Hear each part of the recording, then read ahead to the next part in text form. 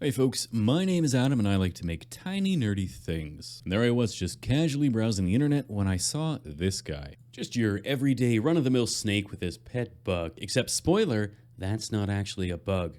It's his tail, and he uses it to make friends with local burbs.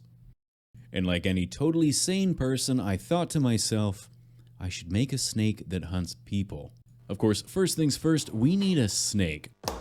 Now, my knowledge of serpentine anatomy is limited, but I'm pretty sure all snakes have a single long bone that runs the length of the body, which I'm going to make and shape out of a single strand of armature wire. Now, to help the clay in the next step stick, I'm also going to wrap it in its own thinner strand of wire. Now, admittedly, it probably would have been easier to wrap it in thin wire first, but I didn't plan that far ahead. However, poor planning aside, I've got myself a perfect little snake skeleton ready for clay.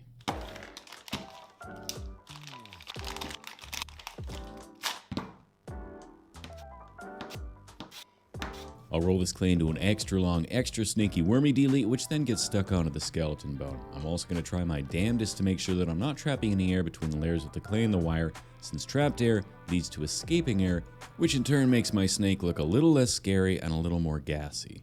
Otherwise, once I've got the body built up, I can start adding the scales underneath by rolling various blades across the body to mark out each of the scales before coming back through with some sculpting tools and silicone shapers to refine the shape.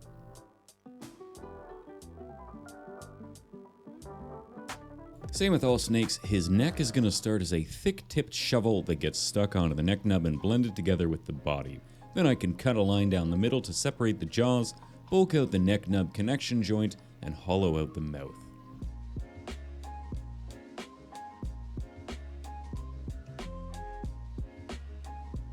I'll poke a couple shallow eye sockets using a ball stylus, then jam some oversized ball bearings in place for his eyeballs. His eyebrows get added and blended in, before finally giving him some breathing holes by way of stabbing the tip of his head. Now, in order to make his scales, I want to clearly delineate his bottom half and his top half, so I'll run some extra long, extra thin wormy dealies the length of his body, blending them into the top. Now, if you know me, you know I love a good texture, but you probably also know that I'm kinda lazy, so finding the quickest, easiest way to add texture is key. So to save some time adding each individual scale, I spent a significantly longer time trying to figure out how to do it using a roller. Eventually though, through a series of trial and error, I ended up with this little guy, which I think is probably one of the greatest things I've ever made. Seriously, making accurate, uniform, interlocking scales can be an absolute nightmare, and this little fella at the shockingly low price of totally free is worth every penny. Now with roller in hand, all that's left to do is make my naked boy into a scaly boy.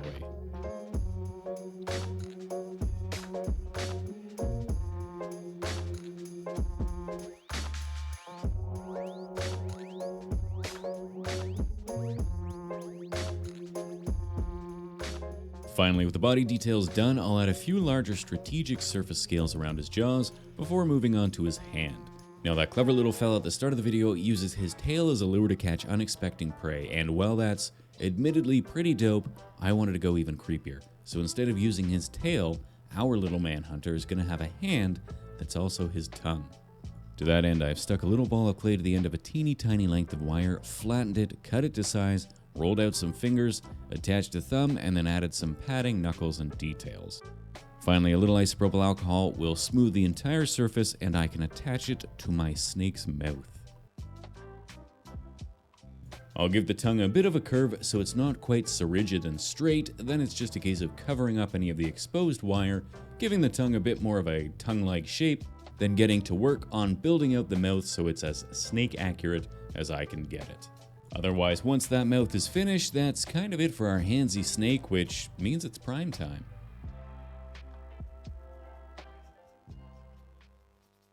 With a primer in place, I can start painting the scales, starting with a bone white followed by darker highlights with khakis and light browns. I'm using pretty watered down paint so that I can easily wet blend it. That way as it dries, I'm left with a nice gradient of light to dark brown. For the scales, I wanted to highlight all the gaps between them with a black coat, so I gave the entire top a wash with black ink, letting it run between all the scales, and then I painted over them with a very vibrant blue. I am using fluorescent paints, so they go on the model very opaque, but as they dry they start to become pretty translucent, which lets the black ink between the scales show through. I'm saying all this as if I had a plan or I knew what I wanted to achieve with this paint job, but in reality, I just started throwing paint at it, hoping something would stick. If all else fails, I can reprime it, delete the footage, and then pretend like my next attempt was the real one. However, through an indescribable series of upward fails, I ended up with a pretty sweet looking paint job. I have no idea what I'm doing, but I know I'm doing it really, really well. Now the mouth and tongue got painted with red washes followed by terracotta wash, and then the hand got a light pinkish fleshy hue, which I could then wet blend into that darker color of the tongue to keep it from looking like I just stuck a disembodied hand onto the tip of the snake's tongue. Then I painted the eyes a lighter green and gave them simple black slits. Now I hummed and hawed and worried about ruining the paint job before I finally decided to just add some black bands along the body. Then I carried that upwards along the face, making sure it was mirrored on both sides. Otherwise, with the paint job done, it's time to make a watery hole.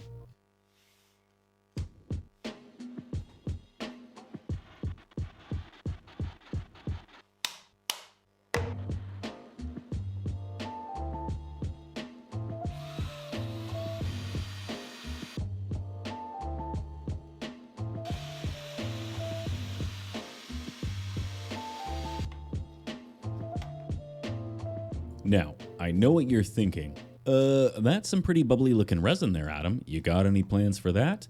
In fact, I do. After the last few catastrophes, I puckered up and bought myself a pressure pot, and let me tell you, it makes mighty short work of these bubbles.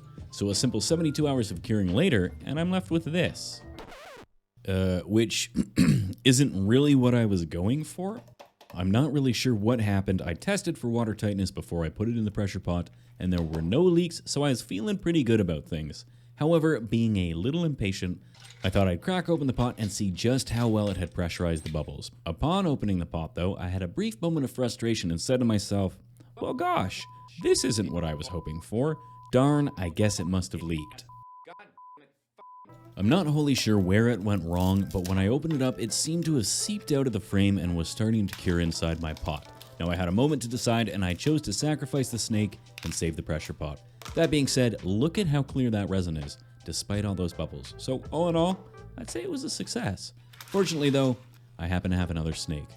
And this snake is far and away a better snake. He's got way more body curled around in a much more interesting way, his head is a better shape, and the paint job is way more cohesive. Oh yeah, and I also took the time to make some little bones to put scattered around him, because I thought that was a good idea. Now I figured if I'm going to be building a spooky hunting hole in a water dirt pit, then I should at least fill the bottom of the pit with some dirt. So I mixed up a little resin, made an earthy potpourri of dirt, detritus, leaves, and rocks, then I mixed it all together and poured it into the bottom of my new and improved mold in what is, I think, one of the more artistic shots on YouTube.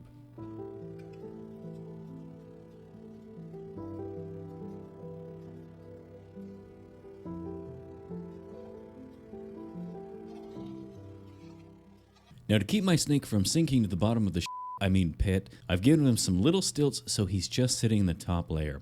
Now I did start adding the bones immediately, then I realized as I watched my skull sink that I probably should have waited till the resin set up a little bit more. So I gave it about 12 hours to get a nice thicky syrupy consistency, then added the rest of the bones around the snake. I let my dirty, bony mix cure for another 24 hours to make sure there weren't any egregious bubbles sneaking out during the big resin pour, and then I mixed up another batch of resin and tried again. And again, I was met with tragedy. Nah, I'm just kidding. It worked an absolute treat.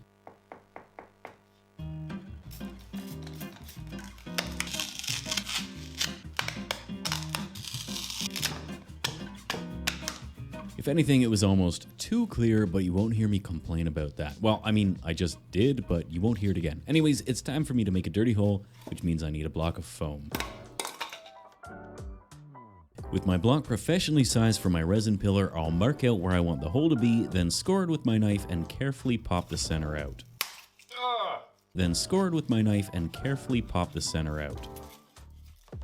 I'll round the hole out, then start hacking at it with a pair of pliers before adding some nice rocky texture with my favorite rock texture device, a rock. And once I've got a nice rocky hole, I'll give the entire thing a nice dark brown base coat. Then I'll add some edge highlights by working my way through a series of progressively lighter browns before moving on to my favorite part, the static grass. I really like the idea of the snake building its hidey hole in like some guy's backyard, so I decided to go with a nice short grass that you might expect to see in a well-kept suburban garden. To attach to the base, I'm going to use a bead of clear silicone. This will work both as a glue and a sealant, so when I press the grassy dirt hole thing onto the top, it'll create a nice airtight seal, so that when I add my next layer of dirty, swampy resin, it doesn't leak out the sides. I wanted the main body of the resin to be nice and clear so you can see the snake, but I wanted the top layer to be sort of swampy so the snake is hidden underneath. To help with that, I've added a bunch of twigs and roots and bits of plant matter, then sprinkled leaves over the top. And once the initial resin had cured, I added some little ripples moving outwards from the hand.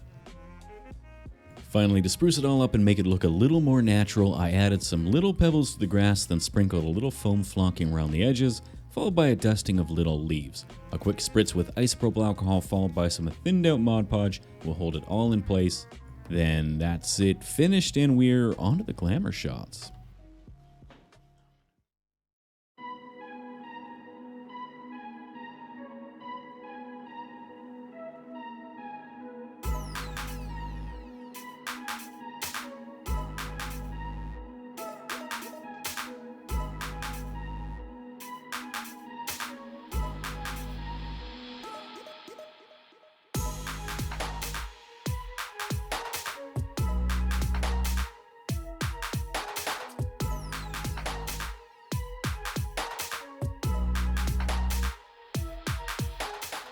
As always, a huge thank you to my supporters over on Patreon to keep this channel running, even when I skip a week. And of course, a massive shout out to my newest patrons, A Deity's Rage, H. Buncore, Elenia, Hot Mess Sketch, Finny, Solace, Rocky Star, Stefan Philip DeMeyer, Caleb Rakowski, Levi Corin, Ryan M. Williams, Captain Crayon, Weaselton the Two Tons, Tyler Francois, Zach Grendel, Toby Forrest, The Awesomer, Jonathan Valencia, Rebecca Daniels, K. Flew, SkippyFan14, Martin Furuboo, Ian Lai, Arlie Griffin Farouk, Logan Zwilling, Vindraith, Kawaii Ender, Damascus 828, and Brit. You are the long danger noodle that this fleshy hand of a channel extends from. If you're new here, then subscribe to Considering, and don't forget to like that smash button. Otherwise, we'll see you next time.